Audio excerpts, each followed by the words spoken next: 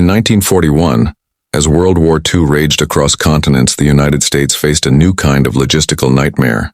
Troops were being deployed to every corner of the world, from the icy Arctic to the steaming jungles of the Pacific. But one essential thing was missing: a shelter that could follow them anywhere. Wood rotted quickly in the tropics.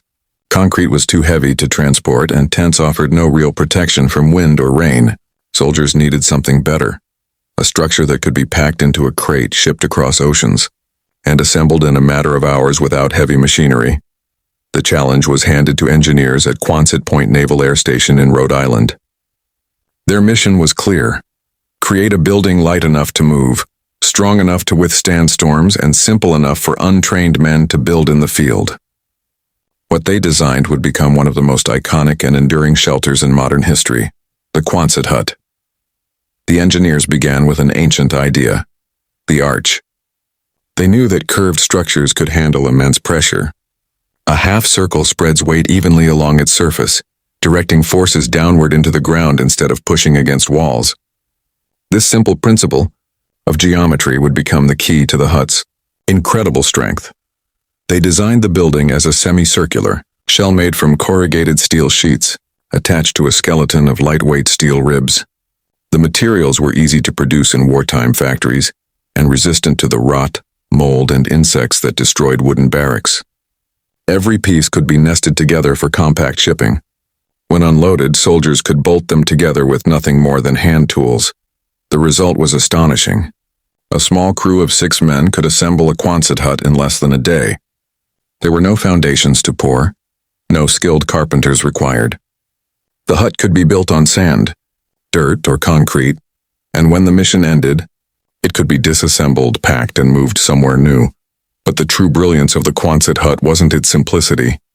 It was its ability to survive. Its curved shape deflected wind and rain naturally. Unlike flat-roofed buildings, the arch offered no surface for the wind to grab onto. During fierce Pacific typhoons, while tents ripped apart and wooden huts collapsed, Quonset huts stood firm, their arched backs shedding gusts like waves rolling off a ship's hull. Engineers also considered the brutal heat of tropical climates. The all-metal design could trap heat, so they added features to keep the interior livable.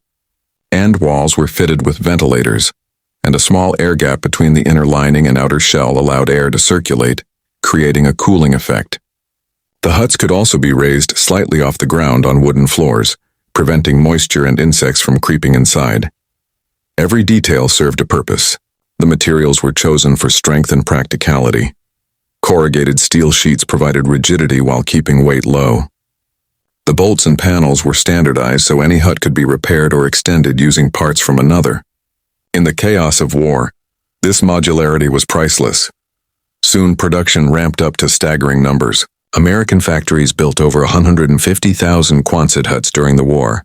They were shipped to bases across the world, to the beaches of Normandy, the deserts of North Africa, the islands of the Pacific, and the frozen fields of Alaska. Everywhere American soldiers went, the curved silhouette of the Quonset hut followed. Inside, they served every purpose imaginable. Some became barracks where soldiers slept through air raids and storms. Others were turned into hospitals, offices, supply depots, or chapels. The flexible interior made them perfect for any mission. In some camps, hundreds of Quonset huts stood side by side like rows of armored shells glinting in the sun. Stories spread among the troops. They said the huts could survive almost anything. Bomb blasts shook them, storms battered them, and yet they remained standing. Their rounded bodies absorbed shock and deflected debris, even when nearby structures were destroyed. The Quonset huts often endured with little more than dents and scratches. For soldiers far from home, the huts became symbols of safety. The sound of rain echoing on the curved steel roof became a familiar lullaby, a reminder that, for at least one night, they were protected. As the war went on, engineers continued refining the design. They developed variations for different climates, insulated versions for cold regions, ventilated ones for the tropics, even enlarged models for aircraft repair shops and storage depots. The flexibility of the design was limitless, but perhaps the most remarkable thing was how human ingenuity turned scarcity into strength. Wartime production limits meant materials were precious, yet the engineers created something efficient and reusable. The Quonset Hut wasn't luxurious, but it embodied pure function, strong, light, adaptable, and nearly indestructible. When the war finally ended, millions of soldiers returned home, and so did thousands of Quonset Huts. Instead of being discarded, they found new life across America and beyond. Farmers used them as barns. Universities turned them into classrooms, and families transformed them into homes. The same design that had sheltered soldiers in war now helped rebuild peace. The Quonset Hut's story began as a wartime necessity, but it evolved into something much larger, a testament to the power of intelligent design. It proved that true strength doesn't always come from size or complexity. Sometimes it comes from understanding nature's simplest shapes and letting them do the work. Its curved silhouette became a quiet icon of resilience. Whether under the blazing Pacific sun or the bitter European snow, it stood as a symbol of practicality and survival. Even decades later, many of those original huts still stand, rusted perhaps, but unbroken. What began as a desperate solution to a wartime problem became one of the most successful architectural ideas of the 20th century. Engineers at Quonset Point had no idea that their simple experiment would outlast the war itself and continue to inspire designs for portable housing, emergency shelters, and modern prefab architecture. The Quonset Hut was more than steel and bolts. It was a promise that no matter where soldiers went, they could carry safety with them. Its shape defied wind and weather, its simplicity defied chaos, and its endurance defied time. It didn't just protect people from the elements, it represented the spirit of engineering at its finest, solving a massive problem with elegant, efficient, and lasting simplicity.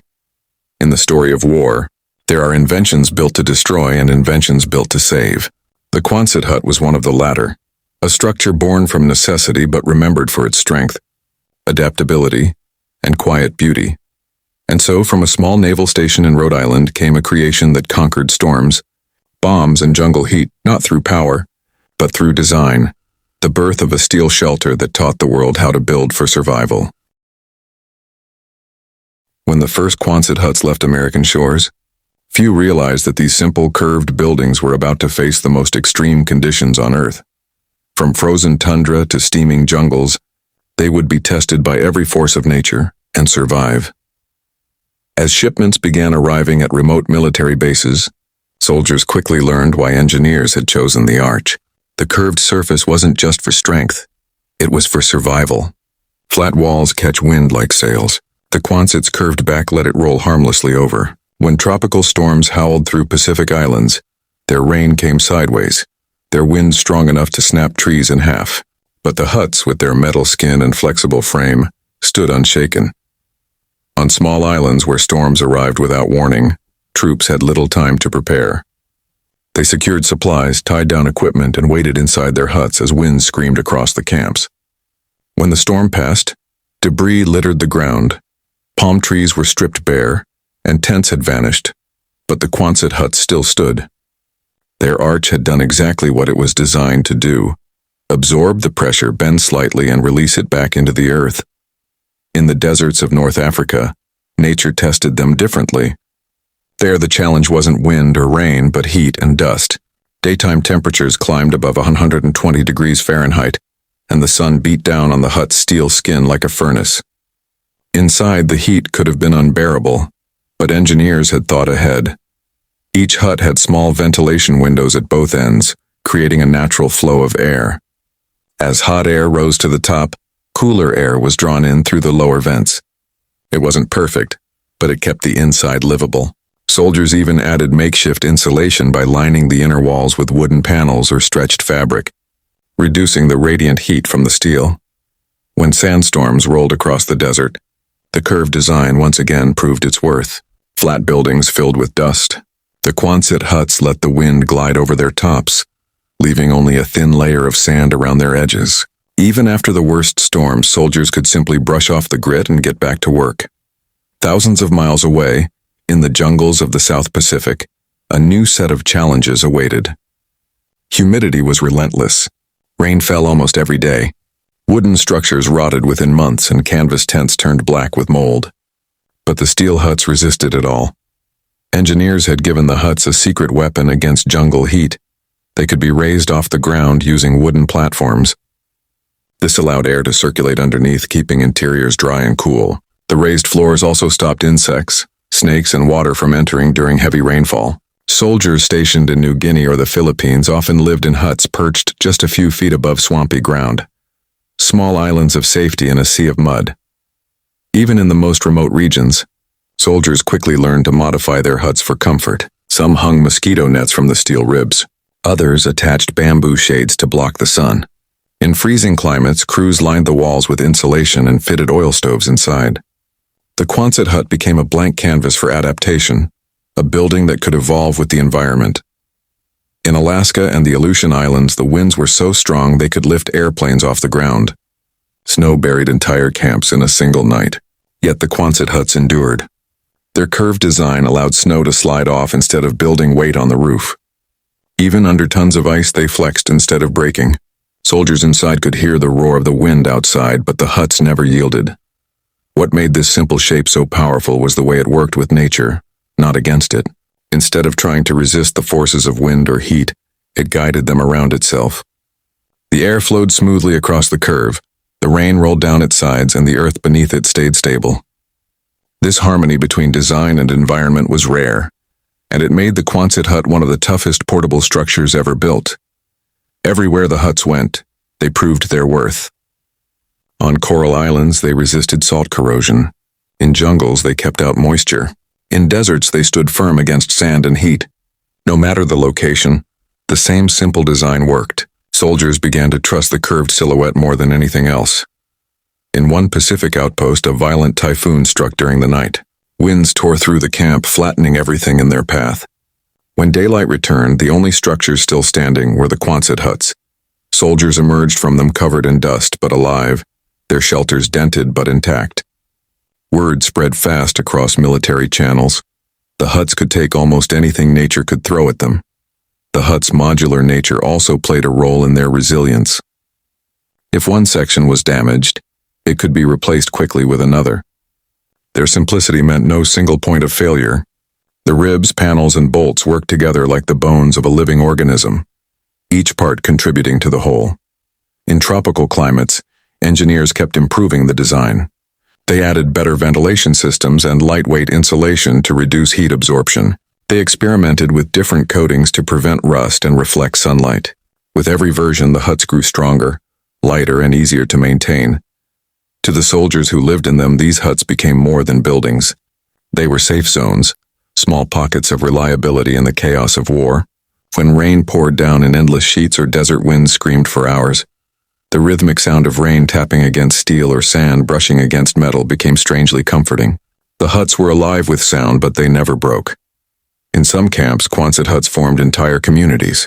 Rows of them created streets and neighborhoods.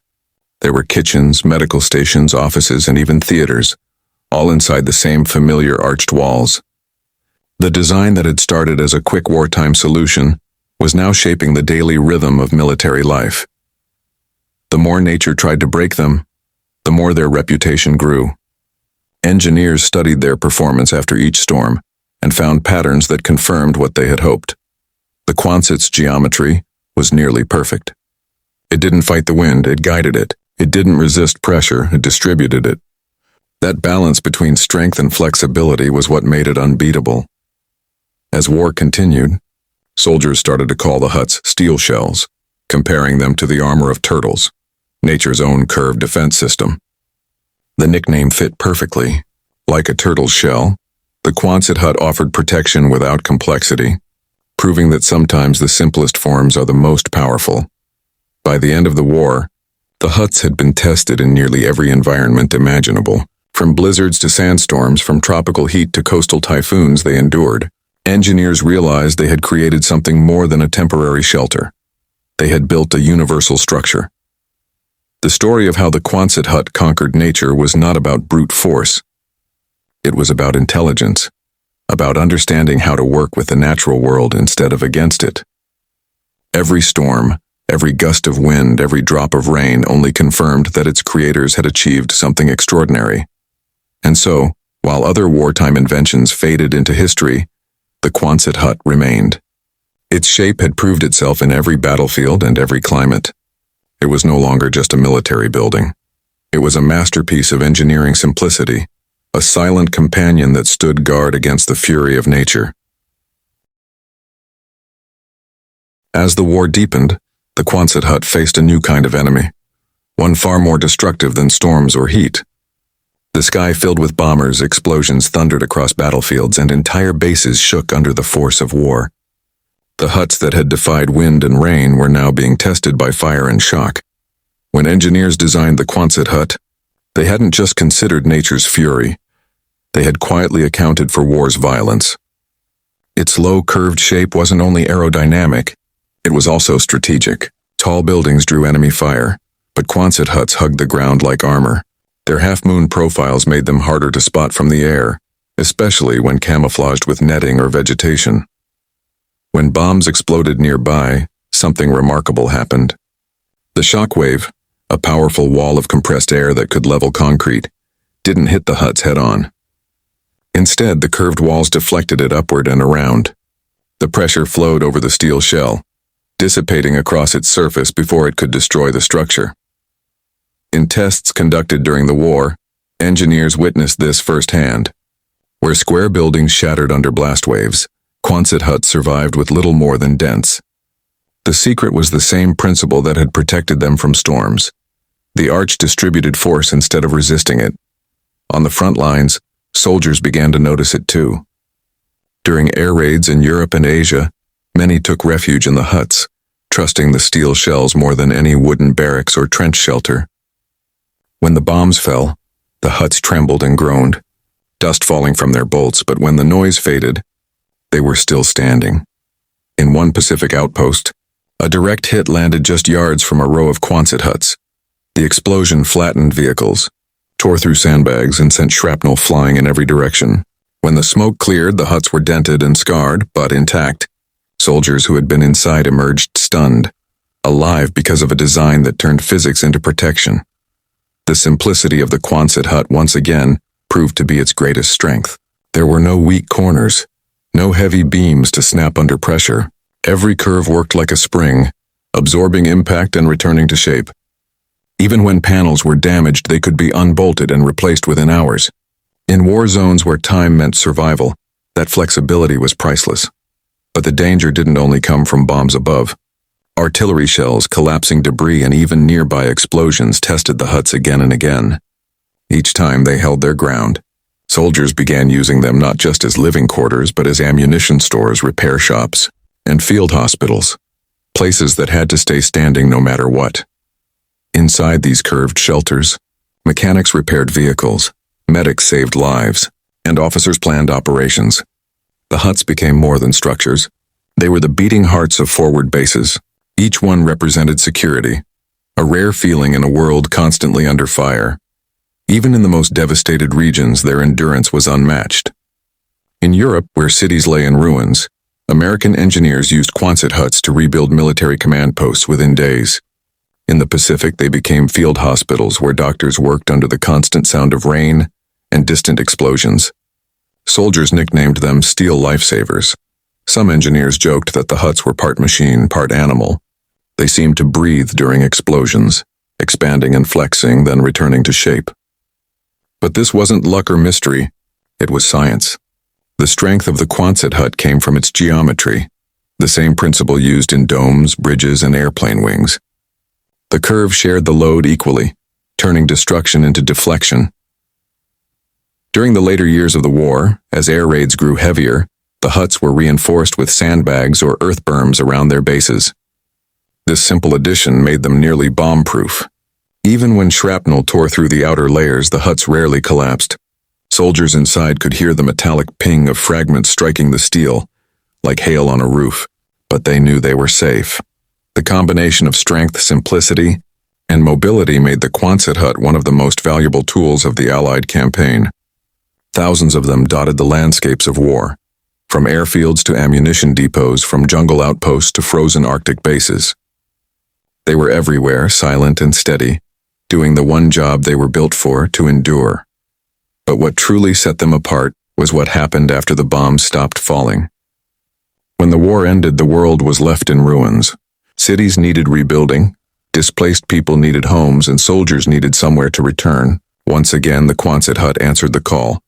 Surplus huts were sold by the thousands to civilians across America and Europe.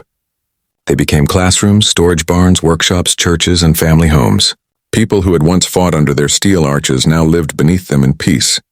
The same structure that had survived bombs now helped rebuild lives. Its legacy didn't fade.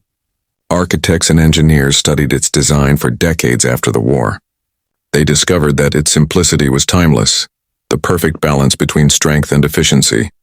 Modern prefabricated buildings, disaster shelters, and even emergency relief structures trace their roots back to the Quonset Hut. In the jungles where humidity still clings to the air, some original huts remain, their metal rusted but still standing. In old airfields across Europe, you can still find their curved silhouettes rising against the horizon, reminders of a time when engineering and necessity met under fire. The Quonset Hut had survived the unthinkable, storms that tore through camps, bombs that shook the ground, and climates that broke other buildings apart. Yet it endured. It was proof that genius often lies not in complexity, but in simplicity, in understanding how form and function can become one. Every bolt, every panel, every curve told the same story, a story of survival through design.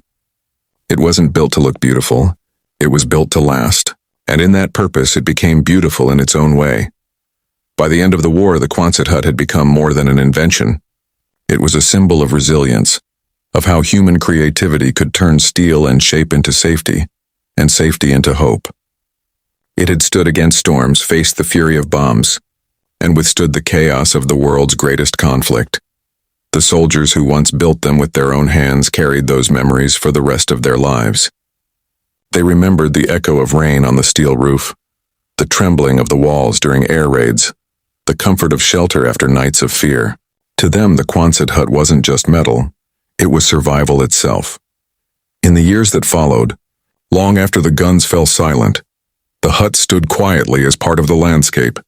In towns, farms, and forgotten airstrips, time weathered their surfaces, but their strength never faded. They had been designed for war, but they endured for peace. The Quonset Hut's story is one of the purest examples of human ingenuity under pressure. Born in urgency, shaped by necessity, and proven by survival, it remains a masterpiece of design. A simple curve of steel that could resist storms, bombs, and the passage of time itself. Its strength lay not in the materials alone, but in the mind that understood how to use them. The engineers at Quonset Point had created more than a building. They had built an idea that simplicity, when guided by purpose, can outlast the fiercest forces on Earth. And that is how the Quonset Hut, born in war, became a timeless symbol of endurance, a steel shelter that refused to break no matter what the world threw against it.